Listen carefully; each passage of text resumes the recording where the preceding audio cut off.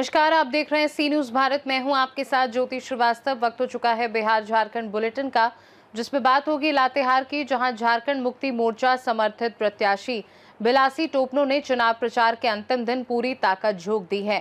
साथ ही बात होगी पाकुड़ की, जहां नगर निकाय चुनाव को लेकर पुलिस अधीक्षक निधि द्विवेदी के निर्देश पर मॉक ड्रिल आयोजित की गई। ऐसी तमाम खबरों पर विस्तार से डालेंगे नजर।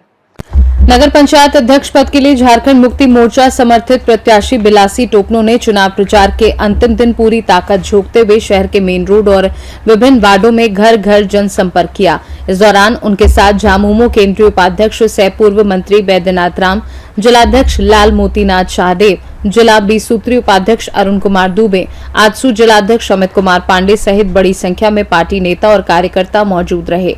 जनसंपर्क के दौरान लोगों ने जगह जगह स्वागत कर जीत का आशीर्वाद दिया। वहीं सैकड़ों युवाओं की भव्य बाइक रैली से पूरे नगर में चुनावी माहौल गर्मा गया। इस मौके पर लाल मोतीनाथ शाहदेव ने कहा कि जिस तरह जनता का स्नेह और समर्थन उमड़ रहा है, उससे स्पष्ट है कि बिलासी टोपनो भारी मतों से चुनाव जीतेंगी। लातेहार से सी न्यूज संवाददाता बबलू खान की रिपोर्ट। आखिरकार धनबाद पुलिस बच्चा चोर के आरोप में निर्दोष की पिटाई के बाद जाग गई। कप्तान साहब ने सोशल मीडिया में वीडियो के माध्यम से लोगों से अपील की, कानून अपने हाथ में ना लें, बच्चा चोरी की अफवाह ना फैलाएं। धनबाद एसएसपी प्रभात कुमार ने ये पहल की है।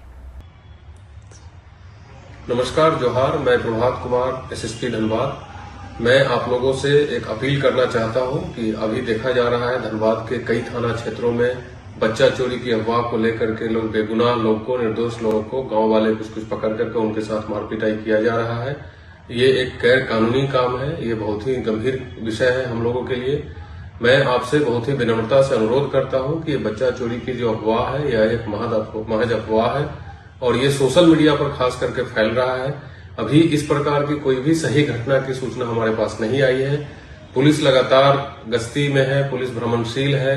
आपको अगर कोई भी व्यक्ति संदेह के घेरे में लगता है तो अपने नजदीकी थाना को सूचित करें। 112 नंबर जो 24/7 ऑन रहता है उसमें सूचित करें।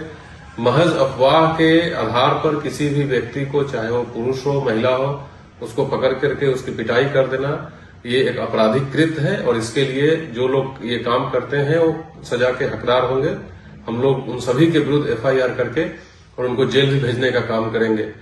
तो मैं फिर से आप सभी से अनुरोध करता हूं कि इस ऐसी जो जघन्य चीज है इसमें ना पड़े, ये अफवाह के बाजार से दूर रहे। अगर आपको सोशल मीडिया के माध्यम से या किसी भी माध्यम से इस प्रकार की कोई सूचना प्राप्त होती है तो आप पहले वेरीफाई कर ले, नजदीकी थाना को सूचना दे दे। 112 नंबर पे आप सूचित कर सकते हैं। किसी भी सूरत में अपने हाथ में कानून को न ले। ये निर्दोष व्यक्ति की पिटाई कर देना बहुत ही शर्मनाक है। ये बहुत ही गंभीर विषय है। साथ ही मैं आप सबसे ये अपील करना चाहता हूं कि अपने बच्चों को सुरक्षित रखें, बच्चों पर नजर रखें। बच्चे कहाँ जा रहे हैं, कब तक आना है, उनको कब आ रहे हैं, उनको सुरक्षित रखें। और आपके मोहल्ला में, कॉलोनी में, गांव में कोई भी अगर संदेहास्पद व्यक्ति आपको नजर आता है कि वो घूम रहा है या घूम रही है तो नजदीकी थाना को तुरंत सूचित करें। पुलिस अपना काम करेगी। आप लोग कानून को अपने हाथ में मत लें, अदरवाइज आप लोगों को इसकी सजा भुगतनी पड़ेगी। धन्यवाद।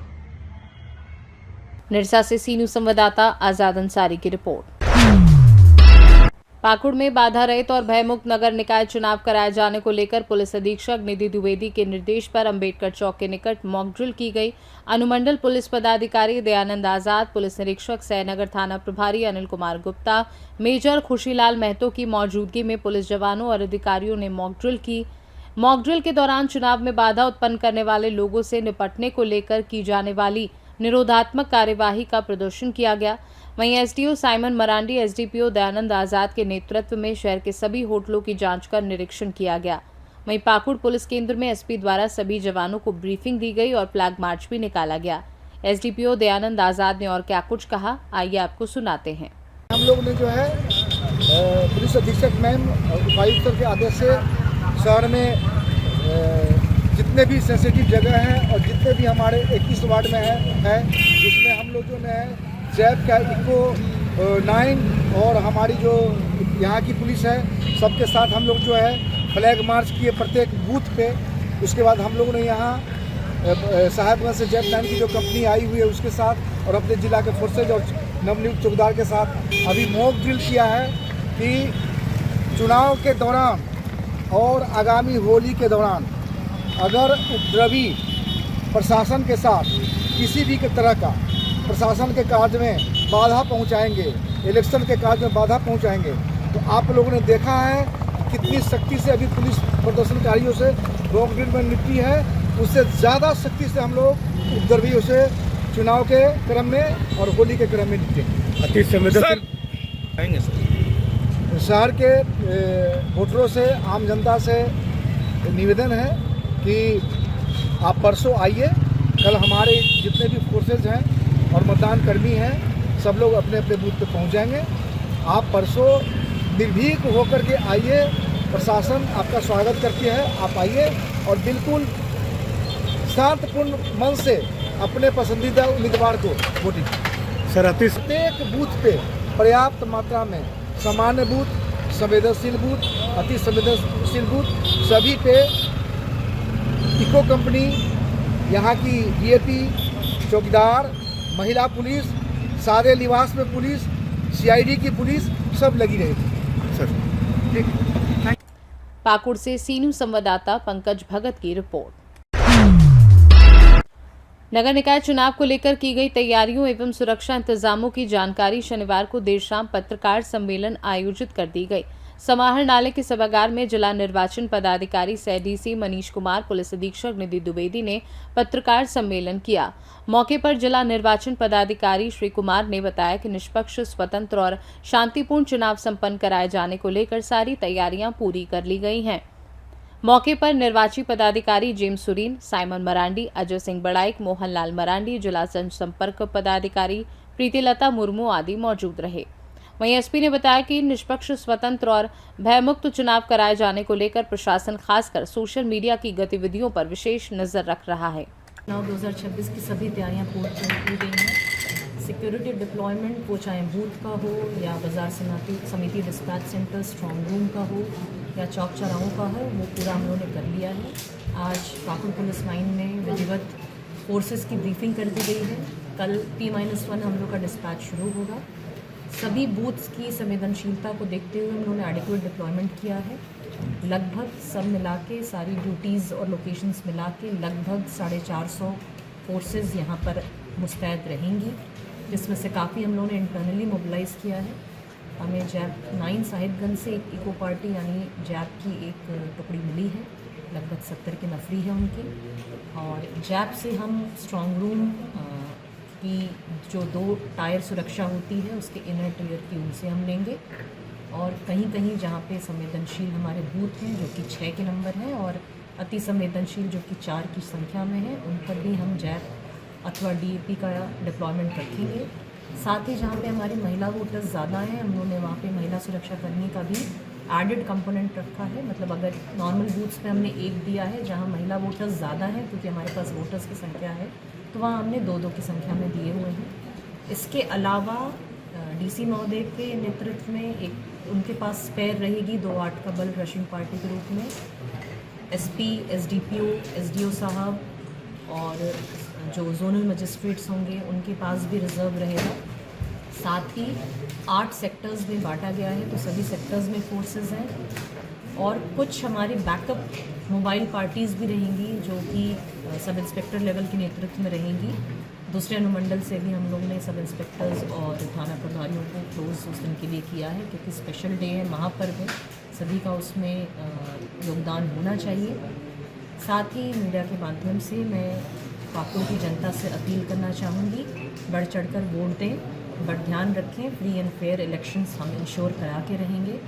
अभी जो 48 घंटे की मियाद शुरू हो चुकी है उसका भी अनुपालन होगा और सभी एहतियातन जो कदम होने चाहिए, चाहे वो होटल्स लॉजेस की चेकिंग हो, निरोधात्मक कार्रवाई हो, मॉक ड्रिल हो, फ्लैग मार्च हो, वो कुछ जगह किया जा चुका है, कुछ जगह किया जा रहा है।